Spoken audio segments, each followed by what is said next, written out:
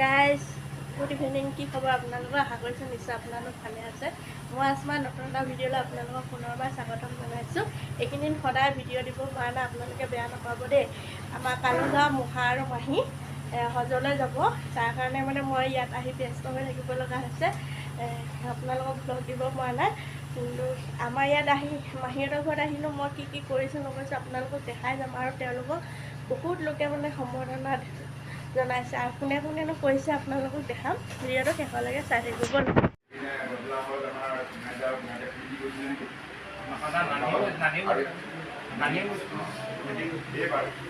এইবাৰ আমাৰ বুজনকা আৰু বুজনকা বৌ যাবলৈ ওলাইছে। আমি আশা কৰি দোৱা কৰিম, আমাৰ ৰাইজে সকলোৱে দোৱা কৰিব যাতে তেখেতসকলে জীৱনৰ উদ্দেশ্যে আমাৰ নাটকাচৰিবলৈ যাবলৈ ওলাইছে। তেখেতসকলৰ সতৰ সম্পূৰ্ণ কামখিনি যাতে সুকলমে হয়, তাৰ বাবে আমি সকলো ৰাইজে দোৱা কৰিব। আৰু এই চেগতে আমি সকলো ৰাইজৰ আমাৰ কালুগাঁও জামাতৰ হৈ আমাৰ মছজিদ পৰিচালনা কমিটিয়ে তেখেতসকলক আদৰণি জনাব বিচাৰিছে, শ্ৰদ্ধা জনাব বিচাৰিছে, মৰম যাচিব বিচাৰিছে আৰু তেখেতসকলক শুভেচ্ছা জনাব বিচাৰিছে। সেই উদ্দেশ্যে আমি তেখেতসকলৰ এটা সম্বৰ্ধনা অনুষ্ঠান আগত ৰাখিছোঁ। আৰু আমি প্ৰথমেই এই সম্বৰ্ধনা অনুষ্ঠানটো আদৰণি অনুষ্ঠানটোত আমি প্ৰথমেই বুজান আলিক আমাৰ ডেকা বুজনকাক আমি এখন গোলাম গামোচাৰে আদৰণি জনাবৰ কাৰণে আমাৰ দাদা প্ৰকাশ দাক, আমাৰ আজিমুদ্দিন আহমেদক আমি অনুৰোধ জনাইছোঁ।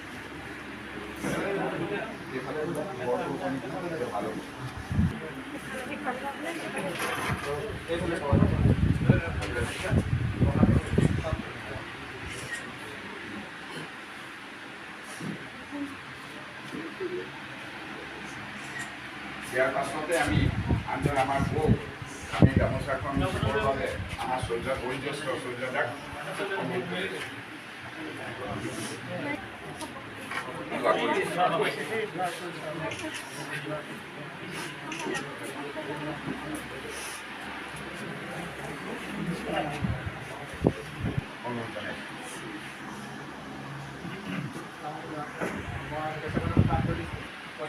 বুজান আলী সমাজ কমিটি তথা প্ৰাক্তন সভাপতি কালুগাঁও মছজিদ পৰিচালনা সমিতি, তাৰিখ 16/5/2024। আসসালামু আলাইকুম। ইছলাম ধৰ্মৰ 5 ফৰজৰ ভিতৰত হজটোৱে অন্যতম ফৰজ। প্ৰতি বছৰে আল্লাহ পাক ৰাব্বুল আলামিনে পৃথিৱীৰ বিভিন্ন প্ৰান্তৰ তেখেতৰ পচন্দৰ ব্যক্তিসকলক মক্কা মুবাৰকলৈ মেহমান হিচাপে আমন্ত্ৰণ কৰে। এই বছৰ আমাৰ জামাতৰ মাজৰ পৰা আল্লাহৰ পচন্দৰ আমন্ত্ৰিত ব্যক্তি হিচাপে আপুনি পবিত্ৰ হজ কৰিবলৈ যাব বুলি জানি এই শুভক্ষণত আমি কালুগাঁও জামাতৰ হৈ আন্তৰিক দোৱা আৰু শুভেচ্ছা জ্ঞাপন কৰিলোঁ। মহান আল্লাহ তালাই আপোনাক হজৰ সকলো কাম সুকলমে কৰিবলৈ সুস্বাস্থ্য দান কৰক। আমি আশা ৰাখিছোঁ আপুনি পবিত্ৰ মক্কা শ্বৰীফত পদাৰ্পণ কৰি বিশ্বমানৱৰ বাবে দোৱা কৰিব, যাতে অসম তথা আমাৰ অঞ্চলত শান্তি সম্প্ৰীতি আৰু হিংসা বৰ্জিত এক পৰিৱেশ বিৰাজ কৰে। পৰম কৰুণাময় আল্লাহে হজৰ প্ৰতিটো কামত আপোনাক সহায় কৰক। তাৰ কামনাৰে সভাপতি মুকেশুৰ ৰহমান, সম্পাদক ৰাজিবুৰ ৰহমান, মুস্তাফা আলী, কালুগাঁও মছজিদ পৰিচালনা বুজনকাক দিবৰ কাৰণে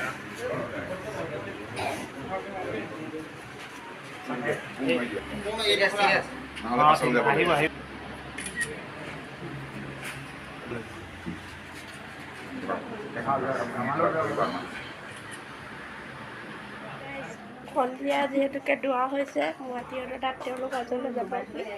এতিয়া চাহৰ যোগাৰ কৰিছোঁ। এইফালে ইয়াত দৈ বুনিয়া দি পেলাই ৰেডি কৰি লৈছোঁ। এইফালে নাৰিকল পিঠা, লালমোহন, এইফালে ভুজিয়া আৰু নিমকি, এইবোৰ ৰেডি কৰি লৈছোঁ। এতিয়া দোৱা কৰা মানুহকেইজনক খাবৰ কাৰণে সেয়া লগতে আছোঁ জাচিন। এইফালে আমাৰ এজনী ভণ্টি আছে, পাৰহেনা।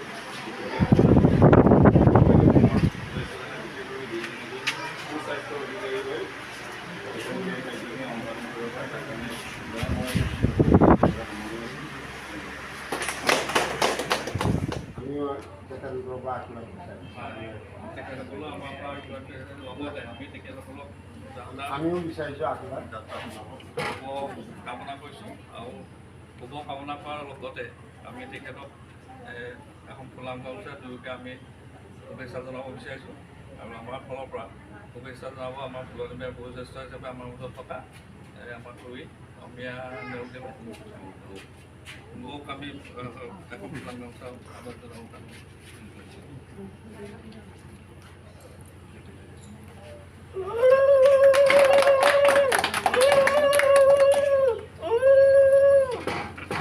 ইয়াৰ পিছতে আমি অন্যখন আমাৰ অন্যজন আমাৰ ব্যক্তিৰ পূজা আনি দিবকো আমি অকণমান শুভেচ্ছা জনাব বিচাৰোঁ এখন ফুলাম গামোচা প্ৰদান কৰি তেখেতক গামোচা আমি প্ৰদান কৰিব আমাৰ হৰিচন্দ্ৰ দত্তৰে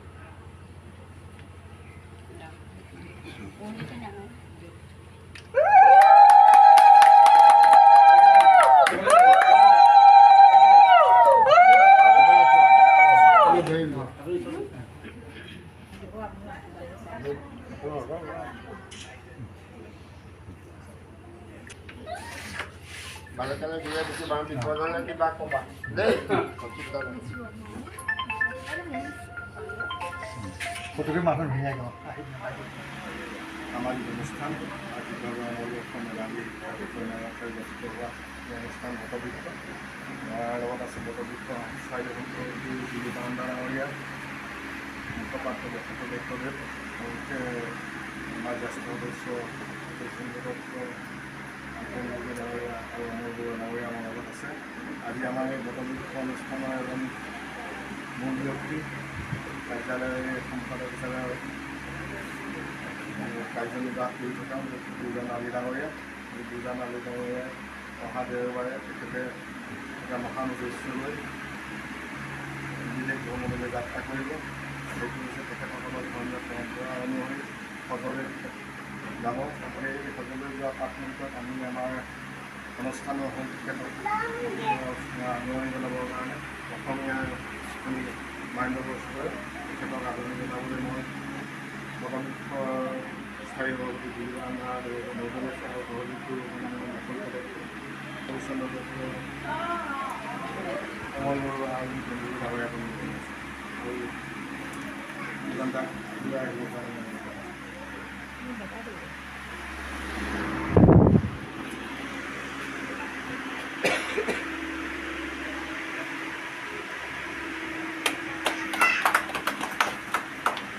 আৰু দুজনটাৰ এই সদযাত্ৰা বা শুভেচ্ছামূলক বক্তব্য দিবৰ কাৰণে মই দুজন মানুহক সময় কৰিছোঁ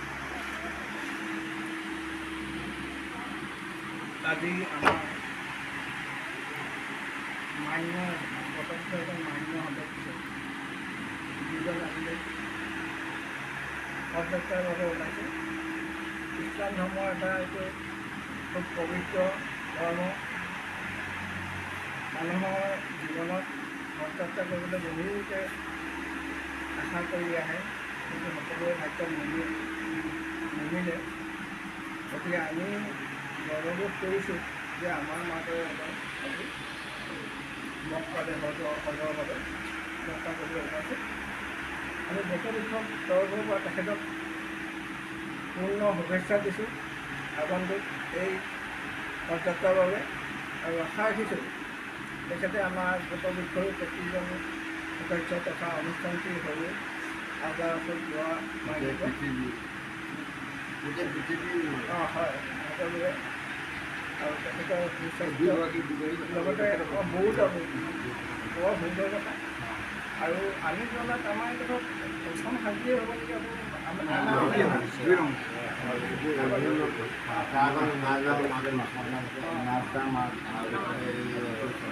কিন্তু আমি বহুত দিন মাজতে এটা আমি যথেষ্ট ভাল পাইছোঁ। আশা ৰাখিলোঁ আমাৰ সমাজখনে আপুনি আল্লাহ ওচৰত যোৱা মাৰিব, তাকে কামনা কৰি আছোঁ। ধন্যবাদ জ্ঞাপন কৰিছোঁ। আৰু এই সদলৈ যোৱাৰ মুহূৰ্তত মই সদযাত্ৰী হিচাপে পাব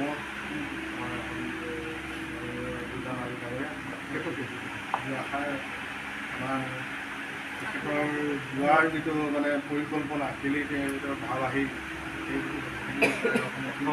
কথা হ'ল মই ভগৱান আল্লাহৰ ঘৰলৈ যাবলৈ প্ৰথম কথা হ'ল আপোনালোকৰ ইয়াত হিন্দু মুছলিম বুলি কথা নাই।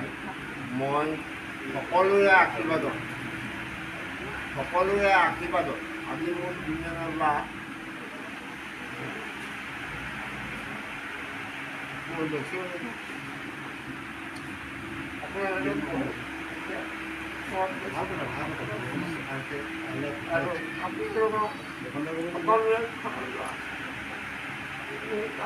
আশীৰ্বাদ কৰি আৰু আমাৰ দেশলৈ ওলাইছোঁ সম্পূৰ্ণ হ'ব কাৰণে আপোনালোকে আশীৰ্বাদ কৰি আৰু আপোনালোকৰ সকলো দিয়ে ঘৰৰ বিশ্বৰ দিনত মই সকলোৰে আশীৰ্বাদ কৰিছোঁ। বিজন ডাঙৰীয়াক আমি ধন্যবাদ জনাইছোঁ। তেখেতে বিশ্ব শান্তিৰ উদ্দেশ্যে বিশ্ব শান্তিৰ লক্ষ্য লৈ এই সদযাত্ৰাৰ আগবাঢ়ি আহিছে। আমি তেখেতৰ সেই যি তেওঁৰ মনোকামনা, সেই মনোকামনাখিনি পূৰ্ণ হওক তাৰ আমি আশা কৰি ভগৱানৰ ওচৰত প্ৰাৰ্থনা জনাইছোঁ। আৰু তেখেতক আমি সকলোৱে জানো, তেখেত এজনে কোনো ধৰ্ম নিৰপেক্ষ এজন ব্যক্তি হিচাপে আমাৰ অঞ্চলত সকলোৱে পৰিচিত।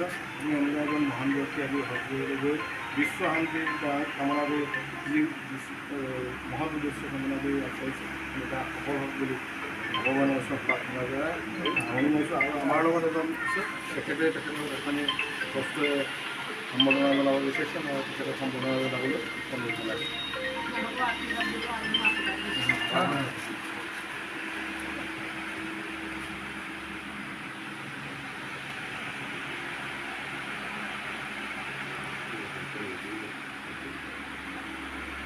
আগলৈ আহিব।